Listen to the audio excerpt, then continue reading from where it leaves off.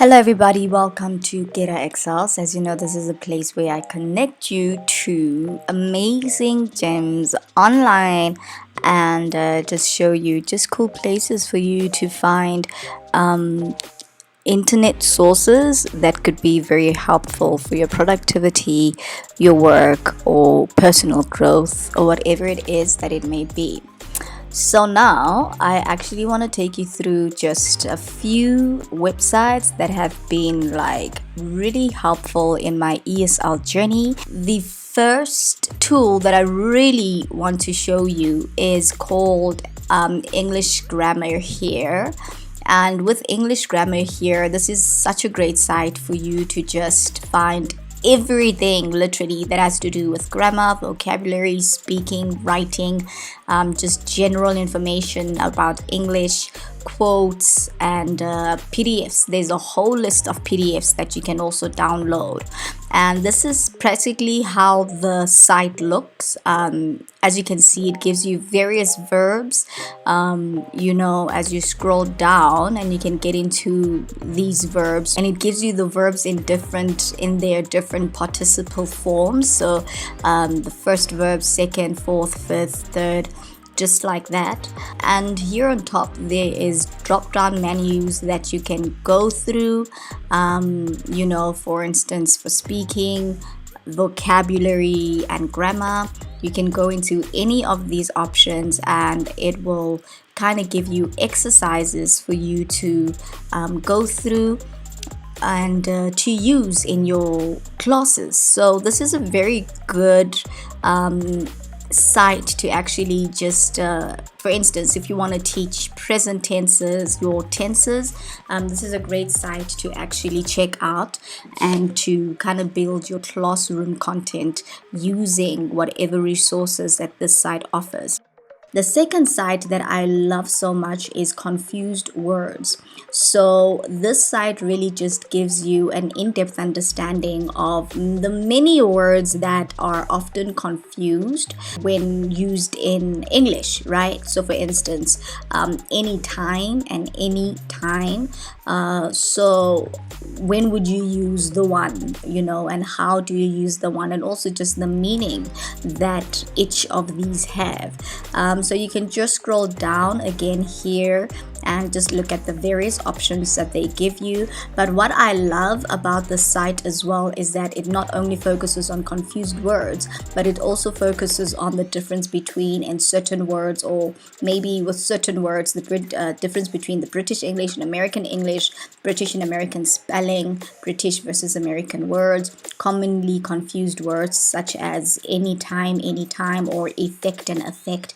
That one always gets us confused words from A to Y, right? And also homographs, homonyms, homophones, and pronunciation. So you can click on any of these options as per your lesson and just go through whatever option that you pick with your student. So this is a really great platform to just check out confused words, confused homophones, homonyms, and the like. So that is confusedwords.org.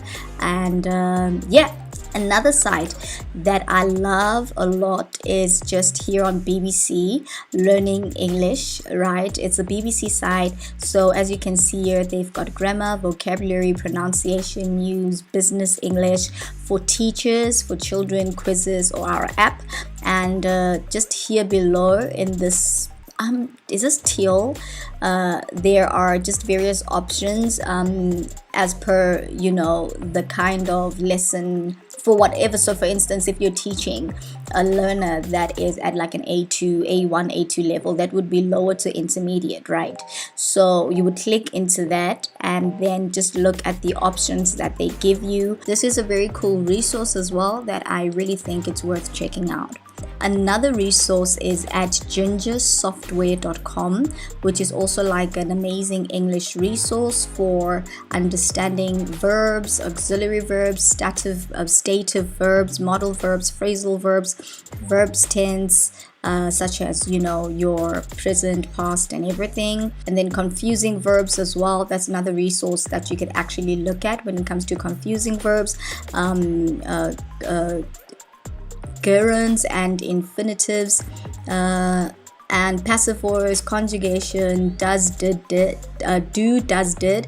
This is a very good one because a lot of people do not know how to use and when to use do, does, and did. So this is a very good place to actually learn when to use. Let's actually click in that. We can just click in that quick for you to see the verb to do, does, and did. Just kind of explains when to use the different participle forms, right? So you can just go through the article and then teach your kid not teach your kid, but teach your learner, the learner or the student, your student, when to use it. For instance, when it comes to yes or no questions, when do you use do and does or did?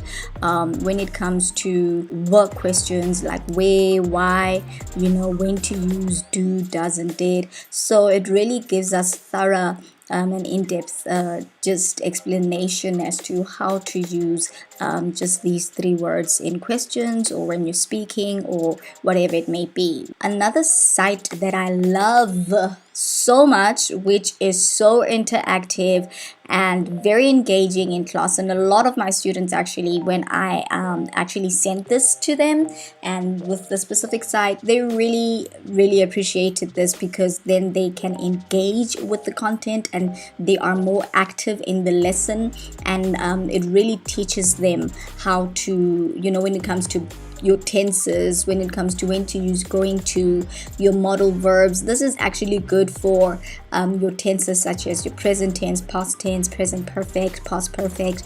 And you will see here that sometimes they would need to fill in, like physically fill in the words, and there are other options where they would have to select select the right answer. So the drop down, like multiple choice, selecting the right answers with other activities that are included in this particular website. So e-grammar.org is a really good platform for you to use when teaching your students anything that has to do with tenses and conditional sentences, time clauses, and clause sentences, verbs. You can just go through all these options again and really use it. I really vouch for this. I really do. This is a really good website. Another good website that I really use, and this is Engoo.com. So there's just a list of articles that you could go through with your student. What I like is that it does really show whether the level is for intermediate students or for proficient English speakers or for advanced, and that would be your B2 to C1, right? Intermediate would be your A2 to B2, right? Your A2 to B1, for instance, right? So it really does show the level that would be ideal for your student. So for instance, let's say we get into this article which was just launched 20 hours ago. What this site does, which is a very good site, is it starts with the vocabulary that would be used in the article that the student will then come across in the article that we're about to see right now. So, and it also gives the meaning of the word and also gives an example on how to use the word right in a sentence. And what I like that it also shows whether it's an adjective or a noun or phrase, or you could even listen to how it sounds and how to say it, which is a very good thing. I really like that. And then you have the article, and that's where you'd come across those vocabulary words right in this article. So what I normally do is I let the student read the article. Oh, this is about Cape Town. Interesting. Okay, I need to read this. So I let the student read the article. And then the other thing that I love about the site is that it then has an activity where the student not even either, but for exercise 3, this is just the basic structure of every article really. You answer questions related to the article, right? And then there's discussion points in exercise 4 and 5 in accordance to the article.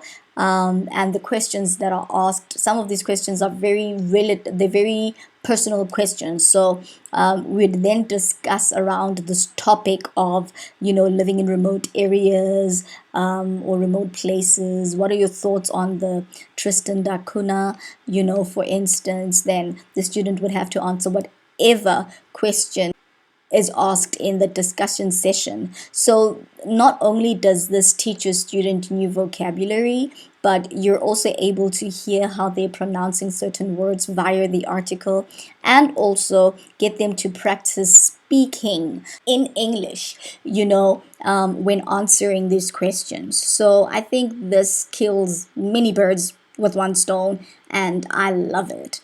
I really, really do love it. And now, let's get to the kids. When it gets to kids, this is my go-to site. I love the site so much because not only does it teach your child to listen to stories, but for instance, you will see here that it says print the words of the song. So for instance, with this one, it's an activity where the kid will have to listen to a song, right? And then you can print the words of the song. So that's the transcript of the song. And what I do with the transcript is I make the learner read it again so that they practice reading. So a whole lot of senses are being exercised here. You are learning how to listen, you are learning how to read, and then there is like an activity that the kids can do. I can actually open this so that you can see how it looks, right? There is an activity after listening to the song and really just familiarizing yourself with the content. There's an activity that you can do with the kids that the kids can do in answering the questions that have been, listed in this particular activity. And all the questions are related to the song or the story that the kid listened to. So this is a really great platform, I won't lie. I use this mostly with my kids that I teach on Zoom and some that I teach on Preply because they're very familiar, with just how the Preply space operates. But with Zoom, what I like is that the kids can then really interact with this page via Zoom by drawing an arrow to match the words, or they can just type the words in the empty spaces below the images, right? So that's what I like about the site for kids. So if you are an ESL online English teacher for kids, this is one site that I believe will be so much of a great help for you, and you can just go through all these other options over here to just kind of, familiarize yourself with this particular page. And yes, another thing that you can do on the site is there is an option for fun and games. So for instance, if you have a particular day or particular time during the lesson where you'd like to ease things off a bit, you can play games with your kids, and this is a really great place to play games. Another site that I really like using when it comes to educational English games is games-to-learn-english.com, right?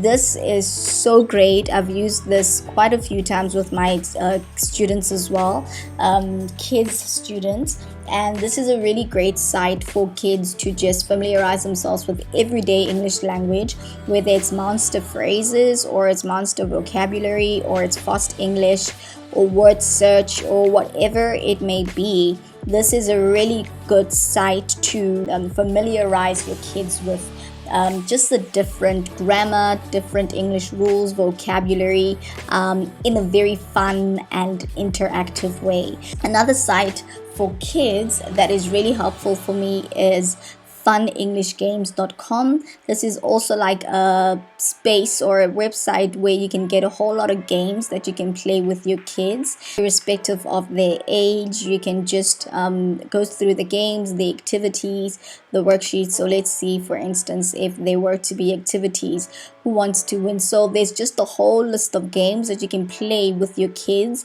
in really teaching them, while teaching them the English language at the same time. So that would be funenglish.com slash activities. That's because I'm on the activities page, right? So you can just go through all these options here and see what you like and use this for your English lessons with kids.